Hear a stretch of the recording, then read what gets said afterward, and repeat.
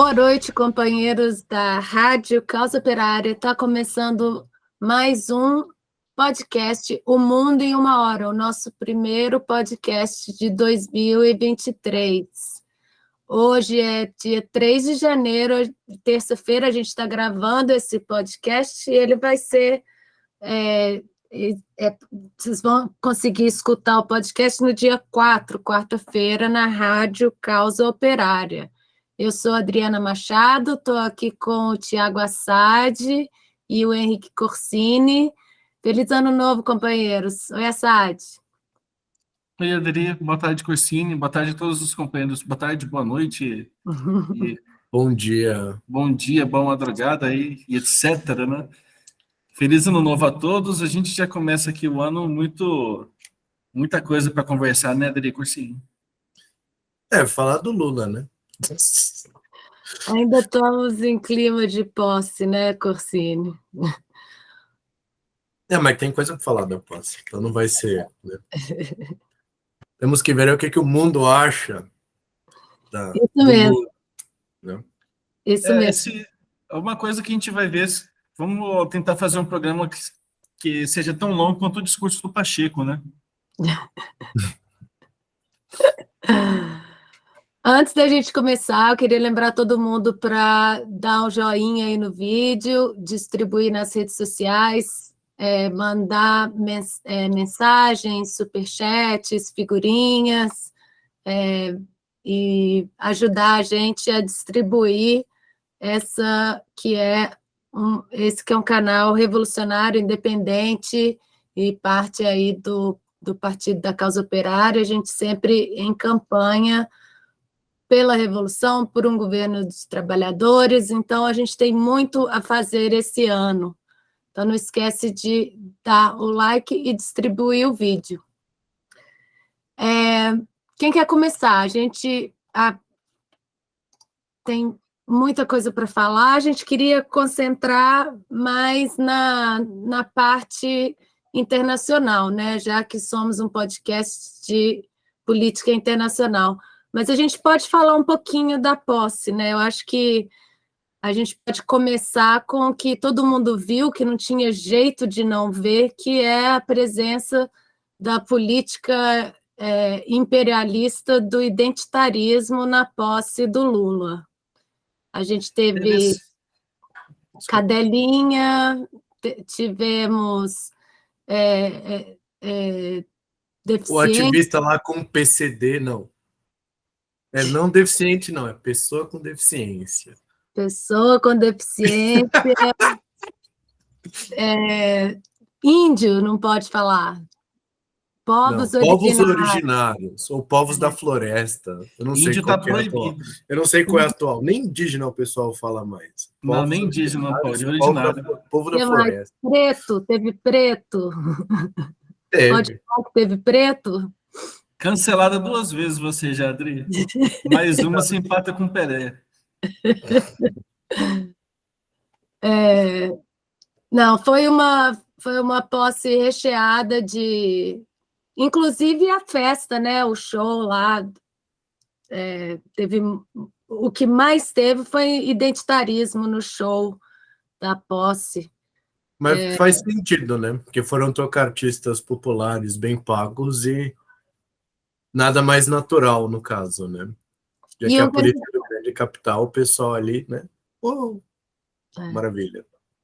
E organizado pela Janja, né? Que a gente está vendo aí que tem fortes tendências identitárias, políticas imperialistas. Eu vi uma entrevista com ela um pouco antes do Lula fazer o último discurso do dia, que foi um discurso no show, já de noite.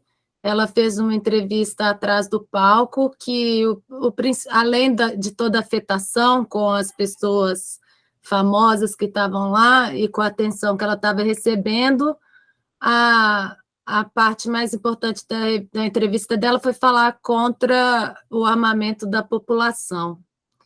Então, a gente vê aí a Janja, temos que ficar de olho aberto, né? Que ela está se mostrando ser uma forte ponte para essa política imperialista do identitarismo. Eu lembro de ver um direitista no Twitter que fez um comentário que eu vou te falar, não, tá correto o comentário, né? Falando que no carro do Lula tinham 2 monstros que a gente subia na vida, né? Um era o Alckmin e o outro é a Janja. Verdade. É esquisito, é muito esquisito. Tem todo um teatro de querer ir pro... Amiga, ninguém gosta de você, ninguém liga para você. Tá bom? Você pode não gostar do fato, mas você só é alguém do ponto de vista político, quer que seja. Porque você é mulher do Lula, amiga. Você não é nada. Você é ninguém. Não, é importante, porque assim, tem uns loucos que acham, não, a Janja não é ninguém, cara. A Janja é mulher do Lula. E que assim, e virou mulher do Lula depois que o Lula já era tipo assim, já tinha sido presidente 8 anos. Não é uma pessoa que estava lá com ele nos momentos de luta, de dificuldade, nem nada assim. É uma oportunista. Pelo amor de Deus, né, cara? É igual, foi uma entrevista, acho que no Fantástico, né, não? Como é que é? Eu tenho braço para pegar as minhas coisas, às vezes o Lula me pede para pegar um negócio, você pode ter 9 dedos, mas você tem 2 mãos, você pode pegar você mesmo. Amiga, isso não é nada demais, cara. Você fazer uma gentileza mínima, assim, pegar alguma coisa para alguém, uma coisa. Você não tá mudando o mundo que você está se recusando a pegar uma coisa. E fala como se fosse, assim, uma atitude revolucionária, quase. Assim. Estou mudando o mundo com isso daqui. É uma cirandeira. Fica procurando muitos holofotes, quer muito ser protagonista, né? Essa é uma coisa que essa que ela falou aí do Fantástico aí, você pode ter 9 dedos, mas tem 2 mãos. Tem 2 mãos. É uma coisa tão nojenta isso daí, cara, que dá vontade de ser bolsonarista assim e falar aquelas. Se a gente não tem cabeça no lugar, a gente acaba descambando para aquelas coisas igualmente nojentas que os bolsonaristas falam, né?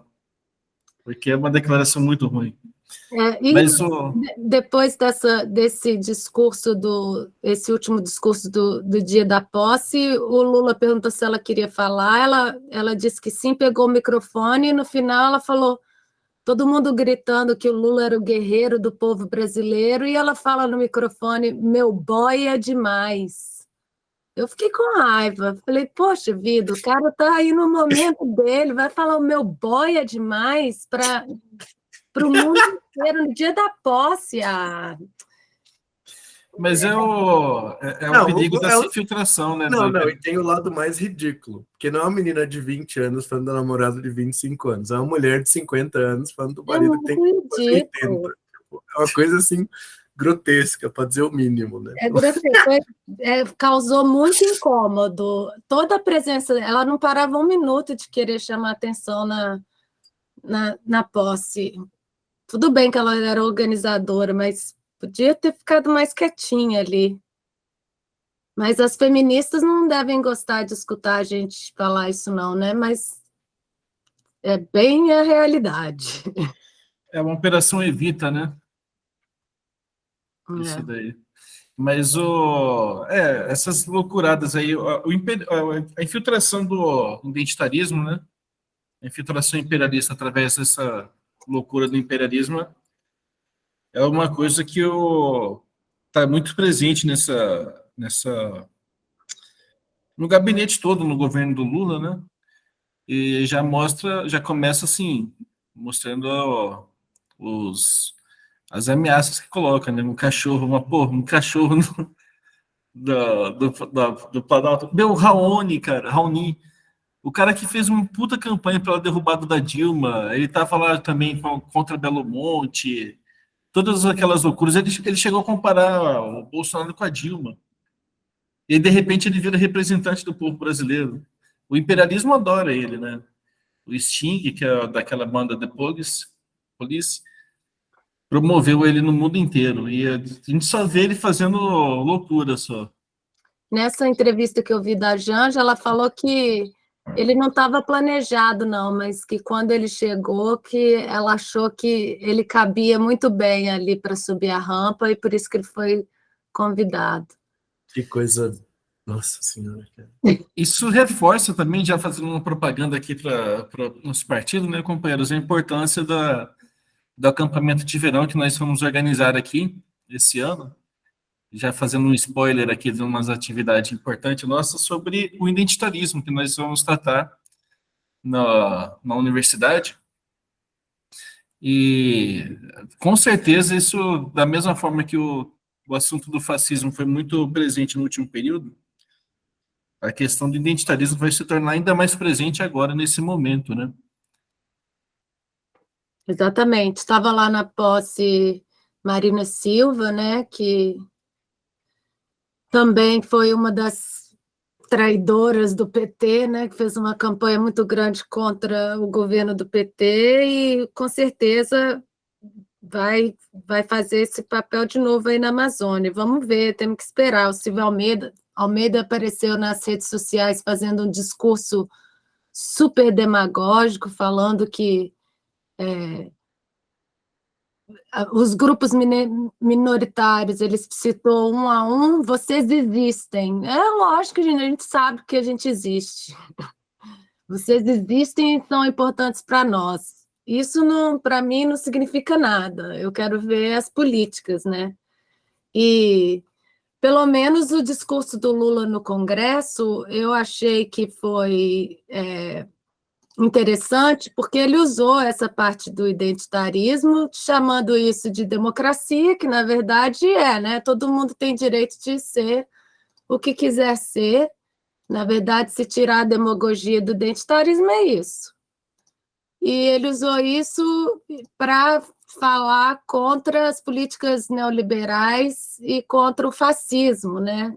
Eu achei interessante, ele chamou o outro lado de barbárie, porque usa a força e não passa por cima das leis da civilização. E, além disso, ele falou de entreguismo, ele usou a palavra entregaram as riquezas do país, entregaram os bancos e as estatais.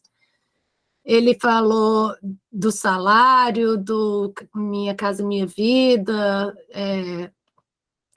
colocou ali muitos itens do programa que parece ser bem nacionalista, né? Apesar de todo o identitarismo, eu fiquei animada com o discurso do Lula no Congresso. É uma coisa importante, assim, a gente estava no momento que veio o Brasil em uma hora, né? Mas é um momento importante da gente tratar também, antes da gente começar a entrar na parte do mundo, mas é que ele lembrou uma coisa que estava fora das falas que o PT vinha fazendo, né? E o Lula traz isso de volta, que é a coisa dos trabalhadores. Ele falou bastante dos trabalhadores nos discursos de posse. Ele falou dos enfrentamentos contra a burguesia, o setor imperialista da burguesia, né? Eles chamam de rentismo, que não deixa de estar certo, porque você está lidando com os tubarões aí do mercado financeiro, né? Os banqueiros. E isso, apesar de todas essas loucuras, o companheiro Rui Costa Pimenta, ele sempre fala que o Lula dá seta para a direita e tá virando para a esquerda. Uma coisa meio... Dá uma impressão de ser uma coisa assim mesmo, porque ao mesmo tempo que ele faz que a cerimônia de posse teve essas palhaçadas de cachorro, de golpistas lá, que nem o Raoni, na hora que ele vai falar, ele já mete umas dessas assim que animam a gente, né? Eu achei engraçado porque ele leu errado no discurso. O discurso saiu uma transcrição no Globo e está lá que o Lula falou: desorganizaram a governança da economia, dos financiamentos públicos, do apoio às empresas, aos empreendedores, ao comércio externo. Isso depois que ele já tinha falado da cultura, da ciência, da tecnologia. Dilapidaram as estatais, os bancos públicos, entregaram o patrimônio nacional. Os recursos do país foram rapinados, ou seja, acusou os rentistas e acionistas de roubo. Os recursos do país foram rapinados para saciar a cupidez dos rentistas e de acionistas privados das empresas públicas. Aqui no discurso está escrito cupidez, que é a ganância, né, dos rentistas. Mas na hora o Lula deu uma tropeçada lá e chamou eles de estúpidos. Leu estupidez em vez de cupidez, que ficou bom também. Mas eu vi a cara do Rodrigo Pacheco ali do lado, ele estava suando. E na Bloomberg, há 6 horas atrás, saiu aqui uma matéria que eu acabei de achar. Investidores da Petrobras hesitam em ações enquanto Lula faz uma mudança de estratégia populista. A Bloomberg está de olho na Petrobras. Toda hora, tudo que o Lula faz repercute na Bloomberg em relação à economia da Petrobras. Aí está falando que ele mudou de rumo para proteger os consumidores das oscilações no preço do combustível, e as ações no pregão de Nova York caem quase 10%. Ou seja, o pessoal está fazendo chantagem, porque ele não fez nada ainda. Exatamente. Isso aqui é igual ao aumento. Foi aquela retardada lá, a influencer bolsonarista. Não. A Talkei, sabe quem é? A Damari? Não, uma influencer bolsonarista mesmo. Ah, não sei. Tem a foto com óculos escuros com a língua de fora. Influencer grande bolsonarista. Ela já, tipo, gasolina aumentou R$1 pelo país todo, faz OL. Isso daí é literalmente chantagem do pessoal contra o governo. Não tem nada a ver com medidas tomadas ou não tomadas pelo governo Lula. Até porque o Lula não fez nada ainda com relação à Petrobras. Ou melhor, tirou ela lá do negócio das privatizações e tal. Mas de mudança concreta na política de preço não teve nada ainda. Está mantendo lá a isenção de imposto do Bolsonaro da época da eleição. É isso. Assim. Isso que está falando aqui. Uma das primeiras decisões executivas de Lula foi estender a suspensão do imposto sobre o combustível. Só que isso daí não resolve o problema, né? Isso daí só quebra os estados, não resolve o problema. É um problema. A Bloomberg que tinha ficado animada com quando o Jean Paul Prats foi anunciado como presidente da Petrobras. Mas quer dizer que eles estão de olho, né? De orelha em pé, reparando em cada passo, cada respiro do Lula, né? Desculpa, Adri. Não, eu acho que por isso que essa coisa do identitarismo, no final das contas, dá uma apaziguada, enquanto o Lula vai falando de aumentar salário, de cancelar a privatização, de dar dignidade para o povo. Eu não sei se a gente pode considerar que esse lado identitário é um pouco um jeito dele de apaziguar com o imperialismo. Eu fiquei pensando nisso, não sei se... Pode ser uma forma dele estar sinalizando que ele vai fazer um governo mais direitista, né? Através de uma coisa que no final é um monte de nada, que o Exatamente. Não tem conteúdo definido. Esse é justamente o problema dele, mas nesse caso aqui, né? Dá uma maquiada, né? Pode ser, é uma hipótese bem plausível. Uma esperança minha. Quando eu fico vendo esse identitarismo todo, eu falo, não. Uma coisa que eu acho interessante, essa acusação de populismo, o Wall Street Journal também já está chamando ele de populista já. E é aquela acusação clássica, né, de você não pode ser popular, você tem que ferrar com a vida da população, fazer a política mais desgraçada do mundo.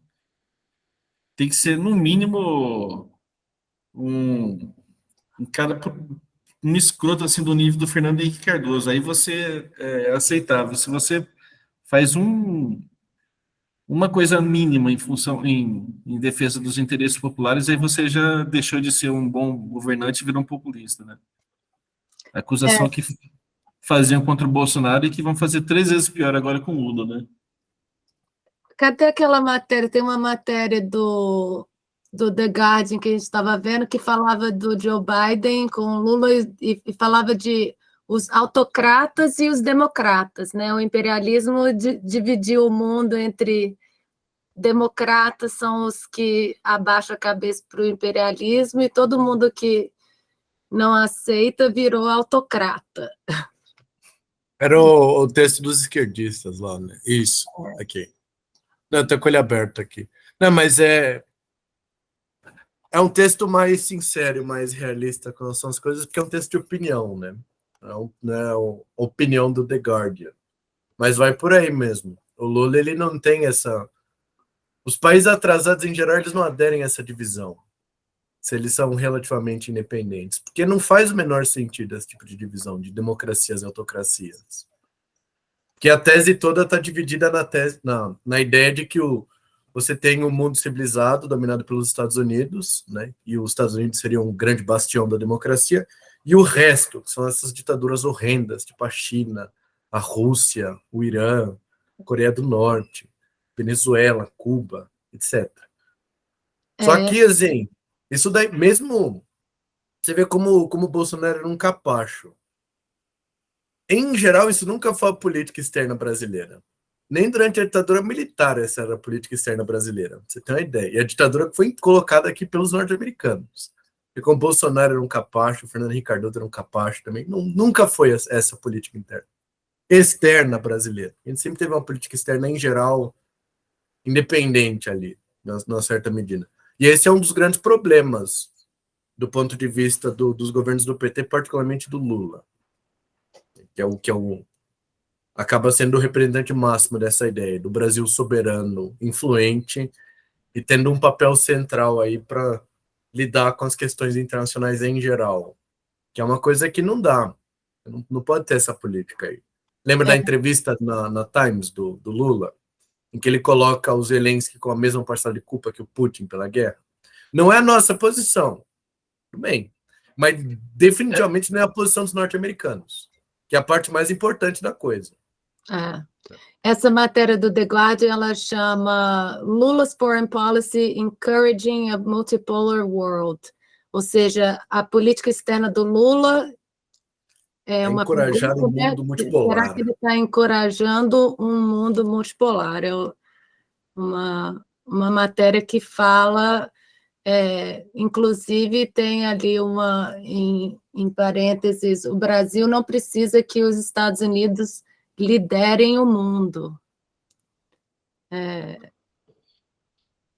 bem interessante.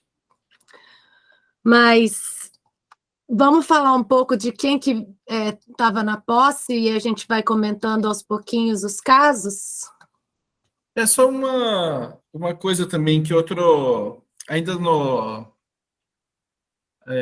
tratando de como a imprensa imperialista repercutiu, porque isso aqui é interessante, a gente chegou a falar isso em uma outra oportunidade, mas, de novo, aparece também a importância de figuras como o Cacique Raoni, a Sônia Guajajara, a Marina Silva, porque a imprensa alemã, por outro lado, ela destacou muito a questão climática. O Lula falou pouco disso, na verdade, né? Mas fizeram questão de exaltar que existe essa perspectiva de reviravolta aqui, na política que é feita no sentido da proteção da Amazônia, o Olaf Scholz anunciando a recriação de fundos aqui para a proteção da Amazônia de alguns milhões de euros, o que mostra que existe um interesse também do imperialismo muito grande no Brasil nessa área. E aí, quando você tem o seu mais desgraçado inimigo feliz, assim, aparentemente feliz, animado aqui com esse campo específico, a gente já tem um indicativo de que é uma fonte de problema muito sério que a gente vai ter aqui no próximo período, né? Porque é um flanco do Brasil que é muito desprotegido, a questão da Amazônia,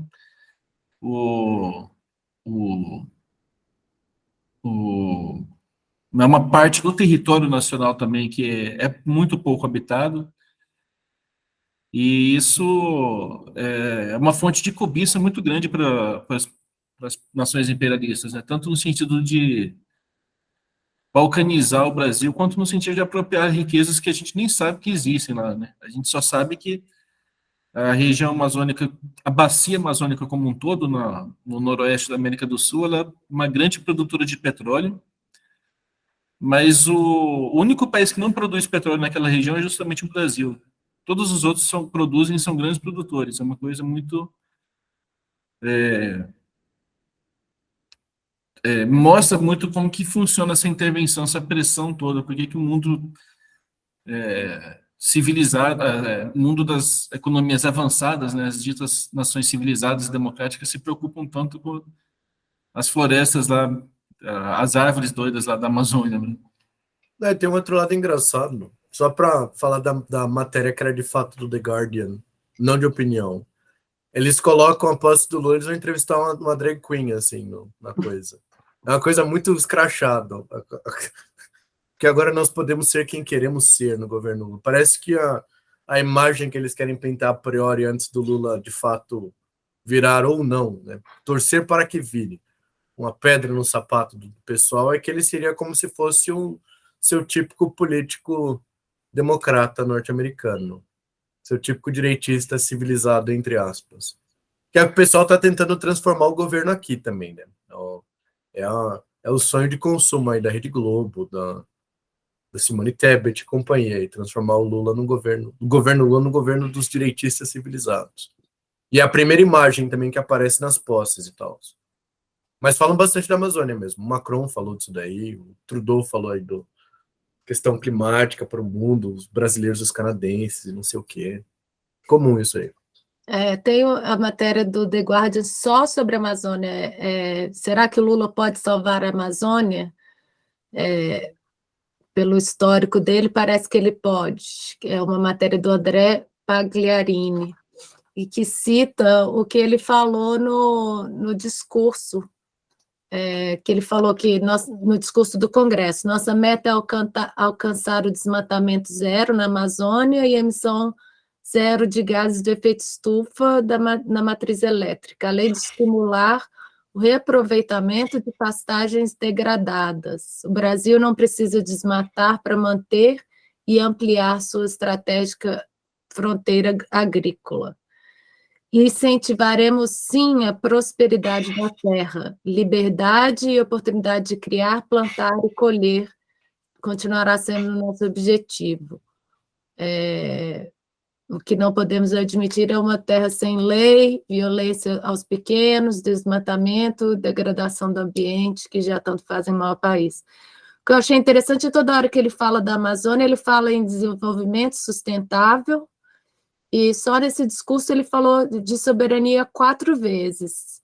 Então, apesar de toda a pressão do imperialismo a respeito da Amazônia, eu ainda estou positiva, ainda estou esperando aparecer a merda para poder falar mal. Por enquanto, eu estou acreditando.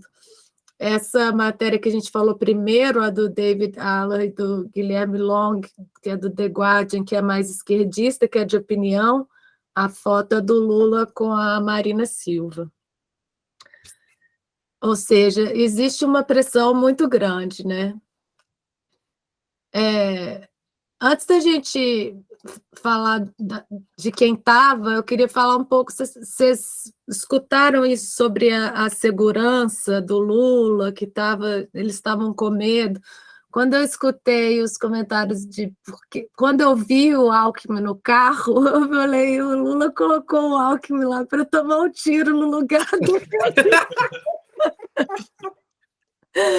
Ou então, pelo menos, para o Alckmin ficar com o cu na mão ali naquele carro, achando que podia ver um tiro de qualquer jeito. Eu acho que o único motivo do Alckmin estar ali é para ele sofrer um pouquinho. Era engraçado.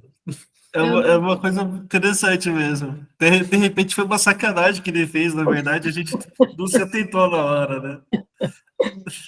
Eu não sei, é porque essa coisa da Amazônia de ficar é uma coisa muito de atacar o Bolsonaro, né? Que o Bolsonaro fez as queimadas. Parece que o imperialismo fica estimulando essa divisão com o bolsonarismo para ter essa briga, né? Fica estimulando a violência aí entre direita e esquerda. Por isso que eu lembrei assistindo a posse, que eles, antes de começar, a conversa era só essa, que era perigoso, que tinha explosivo, que o Lula não queria usar colete à prova de bala. Aí, quando apareceu o Lula com o Alckmin, eu falei, o Alckmin está ali de escudo. Mas vamos lá. Que estava lá na posse. Tinha vários presidentes da América Latina, tinha delegação da Ucrânia e da Rússia, tinha delegação do Irã, da China, alguns países da África, o rei da Espanha. Quem quer começar aí? Uma coisa assim que eu achei interessante destacar é que da América do Sul foram quase todos os presidentes, né? A exceção aqui foi Maduro, né? o Maduro, que não veio, mas veio o que seria o equivalente ao presidente do Congresso, a presidente da Assembleia deles, né? Seria o presidente do Congresso.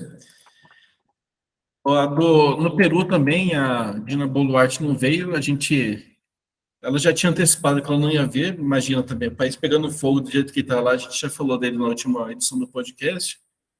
Vamos falar um pouquinho de cada um, explica aí um pouquinho do Peru. O Peru é uma situação muito complicada, porque eles deram um golpe de Estado lá, né? Mas o país ainda está muito longe de estar pacificado. Os Estados Unidos tiveram que intervir, inclusive, para falar que, assim, intervir no sentido de declarar, né? Mas anunciaram que estão apoiando, sim, a Dina Boluarte. E o país está lá convulsionado ainda. O Peru saiu de uma situação de ter, acho que 6 presidentes em 5 anos, né? Uhum. Isso. E essa mulher está tentando administrar a coisa lá agora, mas seria Vários muito. manifestantes já morreram, né? Mais de 30 manifestantes, parece, a polícia atirando para matar. É uma situação muito complicada ali. Muita gente achou que não ia acontecer, né? Que eles iam prender o Castilho e ia ficar por isso mesmo, porque ele não era tão esquerdista assim. Mas o povo saiu às ruas, né? O povo saiu às ruas e ela não pôde sair do país, né? Ela provavelmente gostaria. A gente vai ver aqui mais para frente algumas coisas interessantes sobre o prestígio internacional do Lula. Com certeza ela gostaria de colar nesse prestígio também, mas o fato é que realmente o Peru não tem, na situação que está, não tem condições. Se ela sair, é capaz dela acontecer alguma coisa lá. Não, mas veja bem, o Peru teria que mandar alguém para assistir a posse do Brasil, do presidente do Brasil, cara. Tipo, não tem nem cabimento a ideia de que eles não mandassem alguém. Outros países da América Latina, não, desculpa, da América do Sul mandaram pelo menos um representante. Não, a Guiana Francesa mandou, a França mandou representante, não mandou? A França mandou. Então pronto, então todos os países da América do Sul, a inclusa a França, né, que tem um território do além-mar no Brasil, não são colônias, são territórios do além-mar. Todo mundo teve um representante aqui na posse. Mas desculpa aí, continue, Thiago. Não, isso você vê que é uma situação muito atípica no país. Eu achei que ela fosse, uma delegação fosse aparecer também, mas isso aqui tem a situação interna e tem também, a gente tem que ver até onde que vai o humor do imperialismo com essa ascensão do Lula aqui, né? Até que ponto não houve um veto para envio de emissários, porque a eleição do Lula cria uma situação também difícil para o imperialismo na América Latina, né?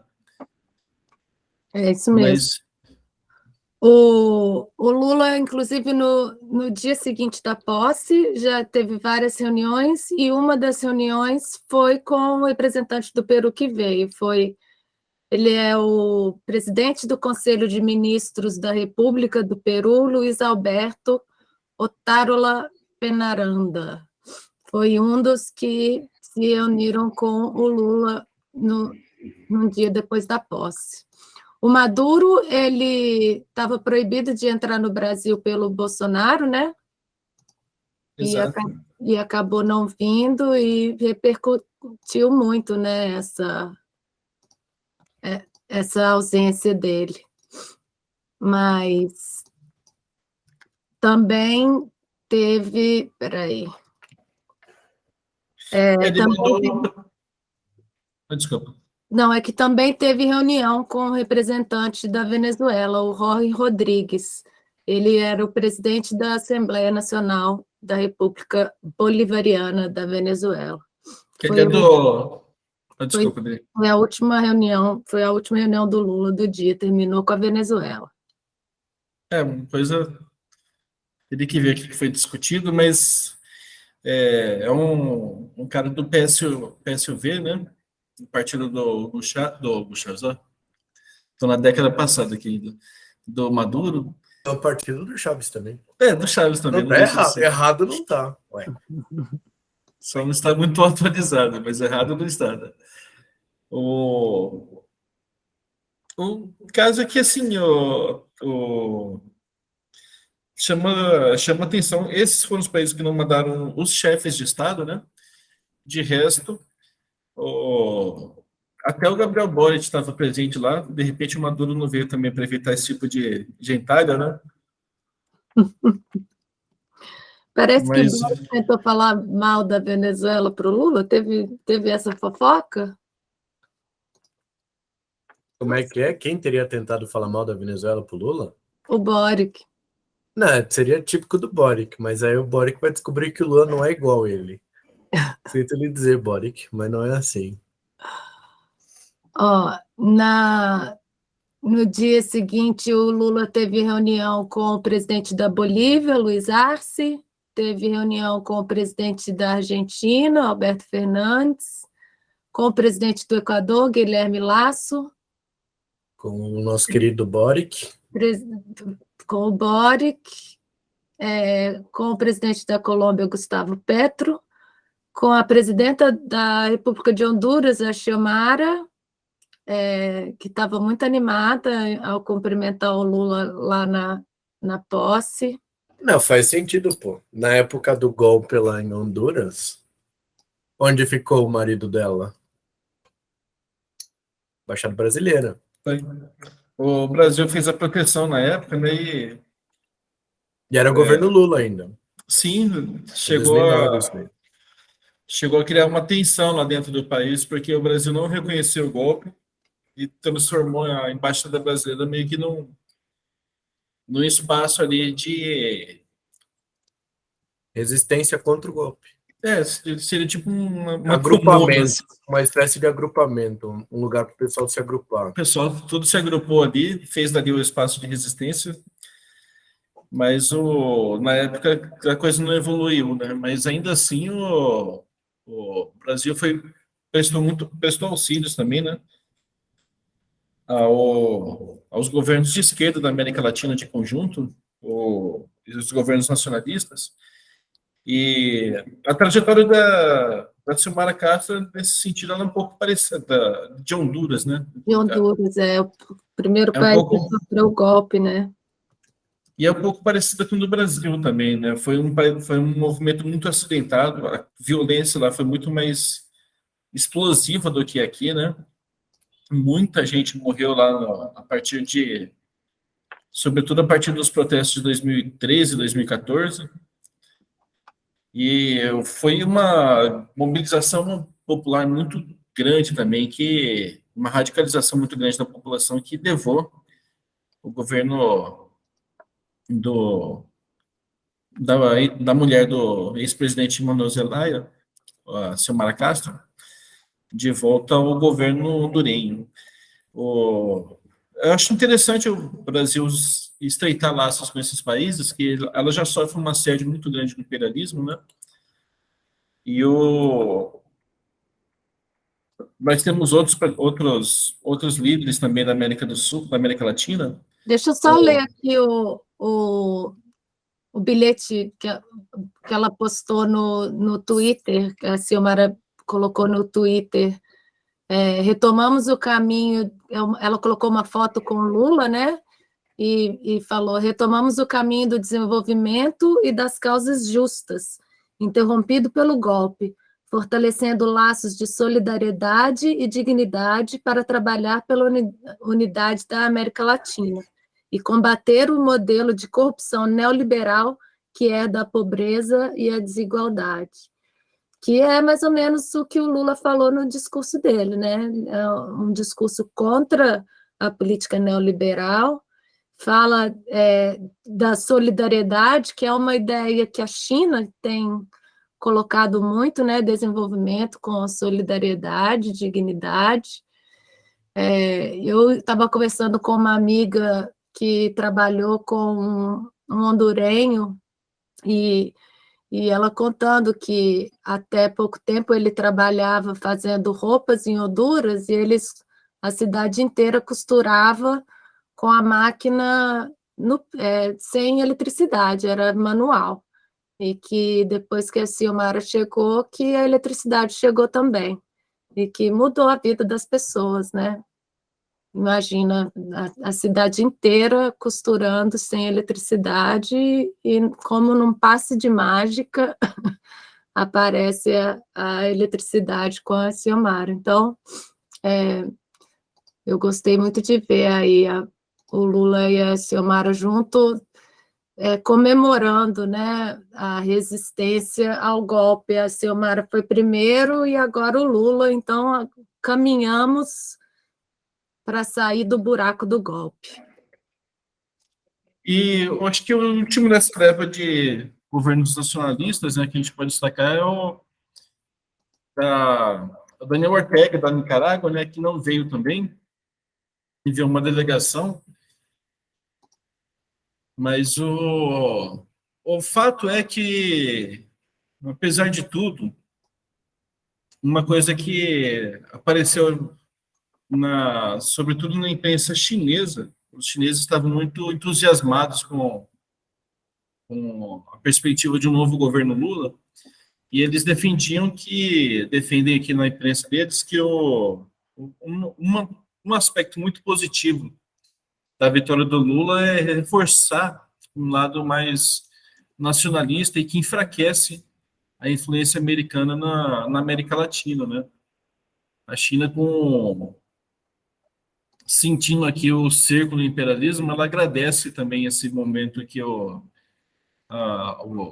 Lula volta ao poder no principal país da América Latina, porque isso dá oxigênio também para a própria luta deles lá na Ásia, né? A gente está acompanhando aqui o assédio do imperialismo. Os Estados Unidos estão tentando aqui criar uma situação em Taiwan, transformar a ilha numa cabeça de ponte para ataques contra a China. E isso, mesmo com a guerra no leste europeu, isso eles têm mantido a política de agressões à China e integridade chinesa. O imperialismo já declarou que, apesar de tudo, a China é o principal alvo tanto dos Estados Unidos quanto da Inglaterra. Só que a gente vê pela imprensa chinesa que eles estão muito... de todos os setores assim, mundiais, talvez os que estejam mais satisfeitos com o rumo da situação na América Latina sejam justamente os chineses. Eles enviaram para cá o vice-presidente do país, quer dizer, você vê a importância que a eleição brasileira ganhou para os chineses, né? O Wang Qishan é o nome dele. E eles estão percebendo isso, a força que o Lula vai dar para esses grupos nacionalistas, tanto na Nicarágua, em Honduras, na própria Venezuela também. A gente vai ver agora como que vai evoluir a situação na Argentina, mas no último período, quando o Lula foi presidente entre os anos de 2003 até 2010, a gente viu uma ascensão desses desses movimentos de enfrentamento, se não de esquerda, né, se não operários abertamente, mas que representavam uma tendência da América Latina a resistir ao jugo imperialista. Agora a retomada disso é muito interessante nesse momento de crise, né? A Argentina que já fez o pedido formal para entrar no BRICS, né? Teve o anúncio de que a China ia investir no país, e a primeira viagem do Lula ao exterior parece que vai ser para a Argentina, mas a da China também está sendo anunciada, né?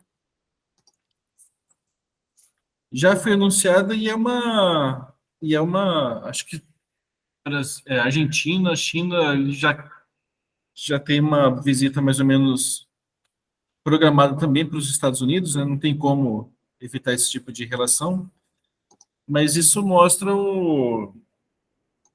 como é um indicativo também de que existe uma crise no domínio imperialista na região que se aprofunda, né? E é justamente em torno disso que a gente vê a importância que ganha a eleição brasileira. Muitas vezes a gente não... Uma parte da esquerda tende a desprezar o Brasil, mas você vê que, sobretudo para os países que estão na mira do imperialismo, não é bem assim. O Brasil é um parceiro muito importante. Inclusive, isso fica evidente quando, por exemplo, mesmo os Estados Unidos, que estão aqui perto, mandou uma delegação menor de representantes, ao passo que a China manda o vice-presidente do país para participar da cerimônia aqui, né? E ele entregou uma carta do Xi Jinping para o Lula, falando que a China quer ampliar a cooperação com o Brasil, que ficou muito... deixou a desejar, e o Bolsonaro atacou muito a China, né? O Bolsonaro, ele abraçou meio que a política louca do imperialismo, né? Sobretudo esse setor que conseguiu dobrar o Trump, né? Você vê que o Trump ele não quis saber de encrenca com o Putin, não quis saber muito da política externa americana tradicional, né? De enfrentamento ao resto do mundo, mas com a China ele aceitou fazer um H porque a pressão era muito grande também, né? O Biden, o Bolsonaro, ele acabou tomando isso aqui também. A gente viu como as relações entre Brasil e China pioraram muito no último período, né? Aqui na carta do Xi Jinping fala que ele pretende aprimorar o planejamento dos laços bilaterais, promover o intercâmbio nos campos da diplomacia, justiça e militar.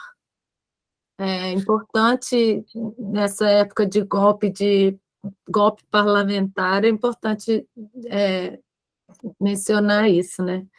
Mas aí, em segundo, ele coloca expandir a cooperação econômica e comercial, inovação tecnológica, indústria emergente, como a economia digital e verde.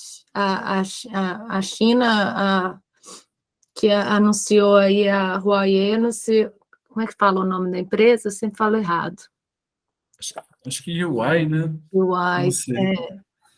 anunciou aí que patenteou para produzir os supercondutores, os microchips que os Estados Unidos estavam sancionando, né? Aí, terceiro, coloca aprofundar a coordenação,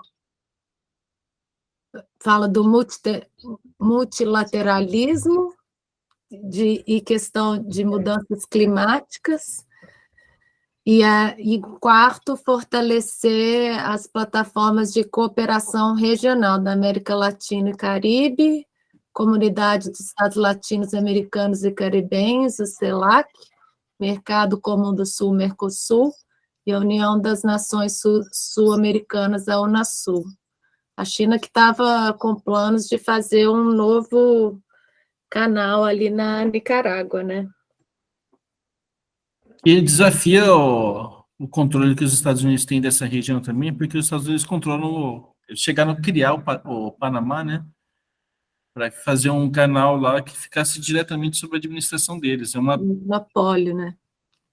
E é uma ligação entre o Atlântico e o Pacífico, né, que a gente está pensar assim, o Atlântico Norte, por exemplo, você vai ter os países mais desenvolvidos do imperialismo, né, sobretudo os Estados Unidos e Europa, com um mercado importante para o imperialismo, que é o mercado asiático, passando por ali pelo Canal do Panamá. A China está desenvolvendo o seu próprio canal aqui para furar esse monopólio americano. Claro que isso já levantou uma gritaria absurda dos Estados Unidos, né? Agora, uma outra coisa que tanto sobre a importância que o Brasil ganhou para a China, que me chamou a atenção os termos também. Eu estava vendo aqui como eles se referem ao Brasil como um velho amigo. Os termos, assim, você vê que eles estão muito animados com o novo governo Lula, né? O que mostra que tem setores da direita que falam que alguns setores mais confusos da direita, sobretudo mais esses nacionalistas mais confusos, né? Que acham que o governo Lula vai ser um governo entreguista, um governo capacho do imperialismo dos Estados Unidos, mas aquele que está com a percepção chinesa, que talvez seja um dos principais inimigos do imperialismo hoje, é totalmente diferente dessa, né? A gente vê que eles têm uma visão do Brasil como um grande parceiro, um importantíssimo parceiro, a gente tem que dizer, nesse enfrentamento muito duro que eles têm pela frente, que nós também vamos acabar tendo aqui, porque ninguém vai achar que porque o Lula foi eleito, os Estados Unidos, que não aceitaram a eleição da Dilma, vão aceitar de graça, assim, um novo governo Lula, né? A gente vai ter um período aí de lua de mel que deve ser muito curto, mas isso não vai durar, com certeza, né?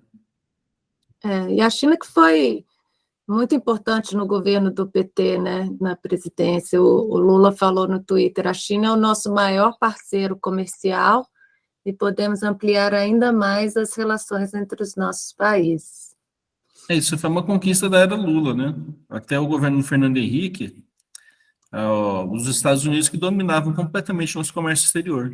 Foi durante o período do Lula que isso mudou, né? Exatamente. Outro país também importante nesse rol de nações aí, né, que acho que a gente tem que destacar aqui, é a própria Rússia, né? A Teve Rússia, representante da Ucrânia e teve representante da Rússia na posse. a Ucrânia ela chegou os ucranianos viram que com o Lula deu aquela entrevista na Times, né? Onde ele jogou para o Zelensky a responsabilidade o Lula fugiu totalmente do script que o imperialismo queria, né? E jogou para o Zelensky a responsabilidade da guerra no leste europeu. Falou que, se ele não quer negociar, não sei o que lá. Aquele jeito dele falar, né, que não é o nosso, mas da forma dele, ele criticou a Ucrânia, né?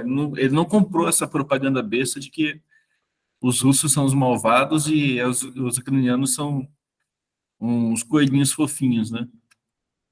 Mas, claro, eles mandaram também um representante para cá, mas o chama a atenção também que esse outro país, a Rússia mandou alguém do partido do Putin, que seria equivalente a presidente do Senado da Rússia. A Valentina Matvienko, Essa mesmo. presidenta do Conselho da Federação Russa, que é a mesma coisa de ser a presidente do Senado. E a Ucrânia mandou a vice-primeira-ministra Yulia Sviridenko.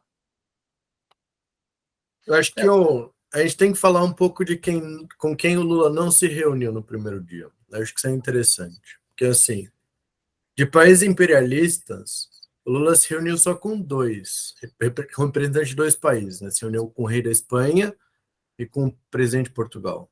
Isso. Quer dizer que o Lula não falou no primeiro dia, ou melhor, não teve esse encontrozinho de meia hora com representantes nem dos Estados Unidos, nem da França, nem da Alemanha, nem do Reino Unido. Isso é interessante. E daí tem outra coisa curiosa, ele se encontrou com o representante de Mali. E Mali é um país que está dois passinhos de virar um membro do eixo do mal. É uma coisa muito interessante, né? E É o muito resto... interessante de ver os gestos do Lula. Ele estava bastante animado com o representante de Mali, mas continua. Não, então, essa é uma coisa interessante, porque o Mali está num processo, teve o golpe, aí teve um contragolpe no intervalo pequeno, e do fim está um governo nacionalista, uma junta militar, um pedaço nacionalista do exército tomou o controle. Se vocês forem procurar, aliás, o nome do representante do Mali, como é que é? Choguel Kokala Maiga, só vai aparecer notícias da imprensa burguesa brasileira falando que era muito ruim o Lula ter se encontrado com esse cara e tal. Como é que é a frase que você tinha separado, Adriana, antes do podcast? Tem uma matéria aqui do chatíssimo Jamil Chad na UOL. Ele fala do Choguel Maiga, fala que o novo governo brasileiro quer voltar a ter um papel de protagonismo na África. Mas dentro do Itamaraty, a percepção é de que o Lula terá que agir com habilidade e cautela diante de alguns líderes que querem hoje seu apoio.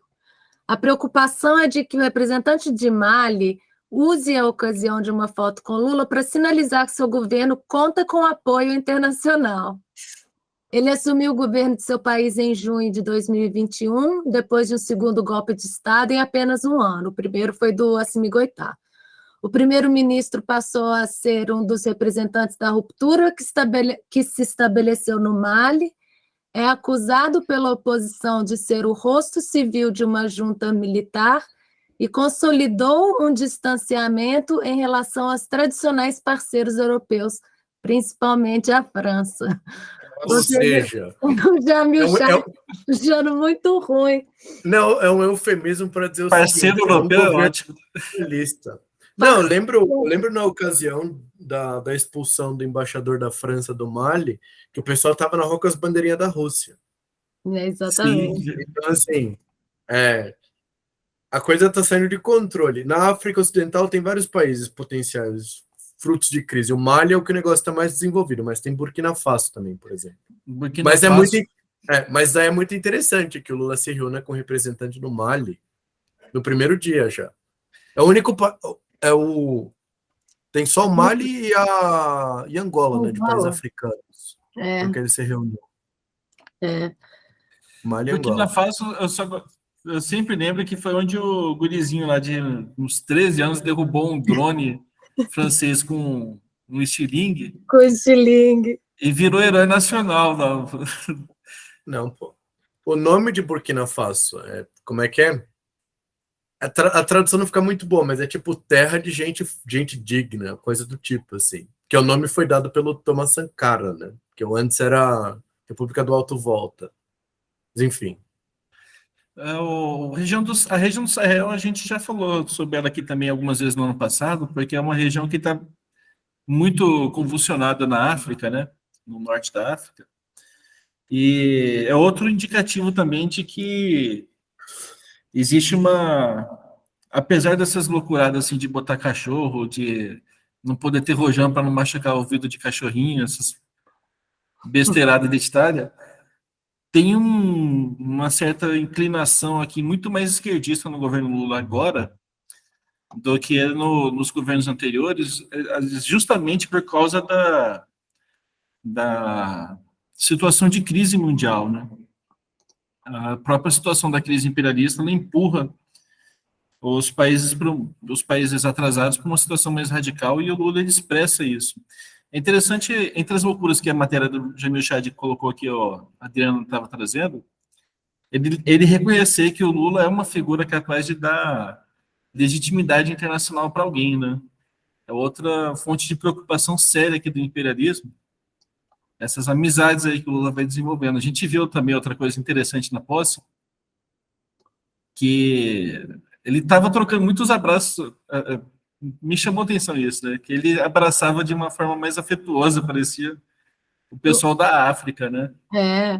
O Mali, o outro país Sobre isso que você está falando, o Macron, que não consegue sair de casa sem levar tapa da cara da população, postou uma foto dele abraçadinho com Lula, chamando ele de caro presidente, caro amigo, estamos juntos.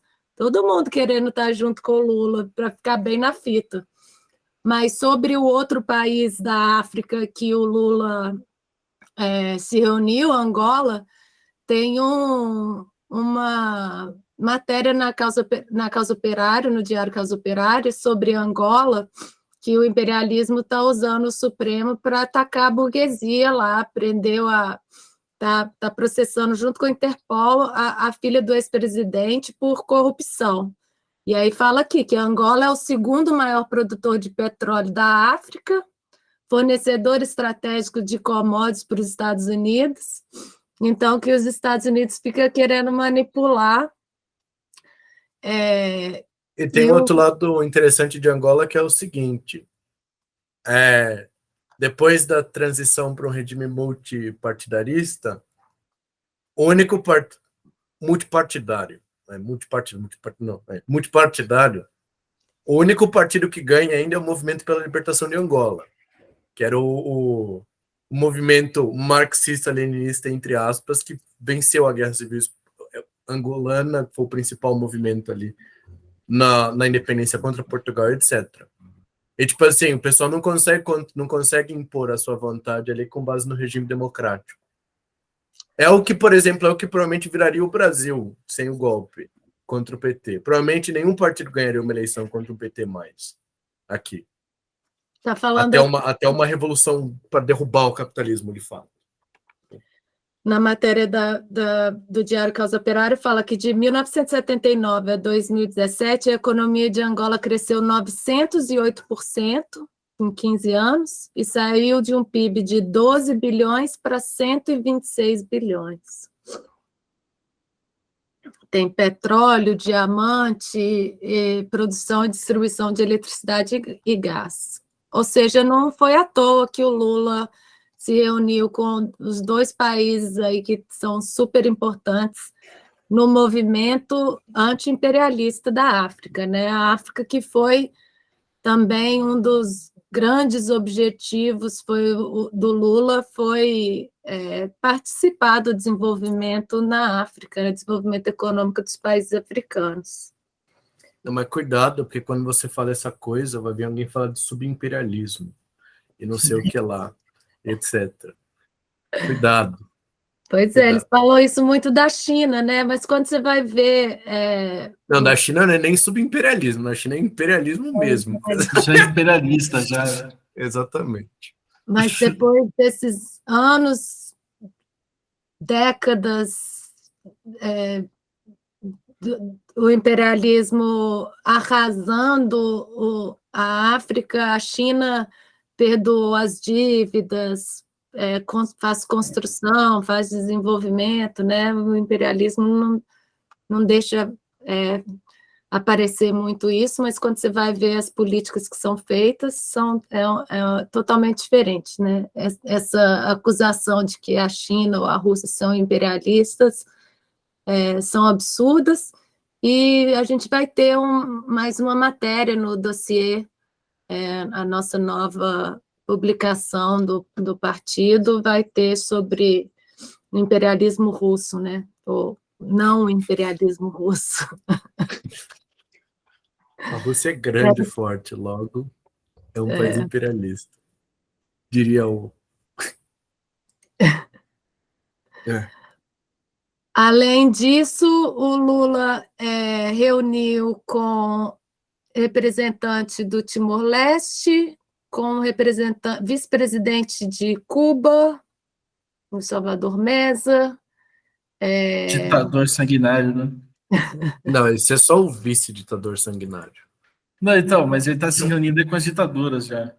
Exatamente, com as dentaduras horríveis. O eixo do mal. Porque ele começou com o rei da Espanha, deve ter sido forçado, né? Não sei. Não, agora o interessante é que só veio Espanha e Portugal, assim, nesse primeiro dia de reunião. Ele já falou que vai visitar, né? Um dos países que está na lista das primeiras visitas. Ah, não, o PT eles gostam do Partido Socialista de Portugal. Eles acham que isso é a mesma coisa, mas não é. É tudo bem, né? Isso daí é com eles. Não é problema. Não é conosco. Mas da Rússia e Ucrânia, pelo que eu observei, a representante da Rússia foi mais fria, ele deu muitos abraços e foi bem caloroso com a representante da Rússia. Mas temos que ver aí como que vai ser a posição do governo Lula. Mas aquela entrevista que ele não coloca a culpa na Rússia e coloca um pouco da culpa do conflito no Zelensky, já deu também para ficar com esperanças, né? E teve o vice-primeiro-ministro do Azerbaijão também, que é outra área aí de... Está aqui no... Foi o primeiro que eu vi da BBC. Eu não tinha visto nos outros artigos, mas tem um artigo da BBC falando que essa matéria foi de antes, pode ser que não teve no final, porque o Azerbaijão também está ali a ponto de explodir com a Armênia, né? É uma situação complexa ali, um conflito interimperialista com muitas sutilezas e muitas complexidades ali. Mas o imperialismo está usando o Azerbaijão para meter o louco no Cáucaso, em geral. O imperialismo norte-americano. Lendo as notícias, parece que o imperialismo está impulsionando o conflito pelos dois lados. Mas então, a gente tem que estudar para saber mais. A gente falou do Irã? Irã não. Teve a questão da Janja do Irã, que a gente não sabe se ela escondeu atrás do Alckmin porque a pedido da comitiva do Irã, ou se foi escolha dela, mas de qualquer jeito ela podia ter ficado no lugar dela, né, colocado a mão para trás, só dado um aceno de cabeça e sem causar, né, mas ela foi causar, fez um teatrinho ali, se colocou atrás do Alckmin junto com a esposa do Alckmin, para não deixar passar em branco. Eu acho que tem muito a ver com essa campanha das famosas cortando o cabelo em apoio às mulheres do Irã. Fiquei chateada, acho que ela podia ter ficado no lugar dela quieta, sem colocar em risco a grande relação que o Lula tem com o Irã, né? O Lula que foi muito importante ali naquele acordo que foi feito com os Estados Unidos, que o Trump abandonou e que causou várias polêmicas, e que agora pode ser até que o Irã já tenha as bombas nucleares. Mas eles também vieram, foi o vice-presidente para assuntos parlamentares, o Seyed Mohamed Hosseini. O do Azerbaijão foi o vice-primeiro-ministro Ali Ahmadov, mas a gente não ficou sabendo mais de detalhes do Azerbaijão. Aqui, que eu acho que a gente não falou, do Cabo Verde, o presidente, Dr. José Maria Neves. Alemanha, o presidente Frank-Walter Steinmeier. A gente nem sabia que tinha presidente na Alemanha, né? Nem prestava atenção. Guiné-Bissau, o presidente Embalo. Guiana, o presidente Mohamed Irfan Ali. Suriname, o presidente Santoque. México, a primeira-dama Beatriz Gutierrez Müller. Panamá, vice-presidente José Gabriel Jean. El Salvador, vice-presidente Félix Ulloa. São Vicente e Granadino, primeiro-ministro Ralph Gonçalves. Marrocos, o primeiro-ministro Aziz Arranouch. E Lesoto, a vice-primeira-ministra, senhora Notomen Majara. Provavelmente falei os nomes errados, mas não tem problema, a intenção é o que importa. A gente está chegando no final. Alguém quer fazer mais algum comentário? Comentário final? Acho que o Lula vai ter muitas aventuras aí pela frente. Não vai ser fácil, né? Fazer esse governo junto com os golpistas todos, tentando administrar o imperialismo e essa nova situação do mundo, onde os países que não estão aliados com o imperialismo têm bastante força e o Lula tem essa proximidade com esse país. Então, vamos ver, mas estamos torcendo muito, né? Vamos torcer e vamos aqui também fazer a nossa parte, né? Fazer muita mobilização também. Vai ser um ano de muita atividade para melar aqui os planos do imperialismo e empurrar o governo mais para a esquerda também, né? No sentido de, inclusive, se tornar um parceiro ainda mais importante para essa frente de enfrentamento do imperialismo que se desenvolve no resto do mundo e que, com a força do Brasil, ganha um gás absurdo de... É um problema muito grande. Um país da importância do Brasil do lado dos Estados Unidos. Seria um grande problema. Mas vamos ver. Exatamente. Vamos ver. Vamos ver. Então, na semana que vem a gente volta com mais um podcast O Mundo em uma Hora. Lembrem de dar um joinha no vídeo, mandarem mensagens, superchat, super sticker, ajudar a dar um apoio aí na Rádio Causa Operária, se tornar membro dos outros canais da Causa Operária TV. E na semana que vem a gente está de volta. Sou Adriana Machado, estava aqui com o Tiago Assad. Boa noite, Assad. Boa noite, Adriana. E boa noite, Henrique. Boa noite. Até semana que vem. Valeu.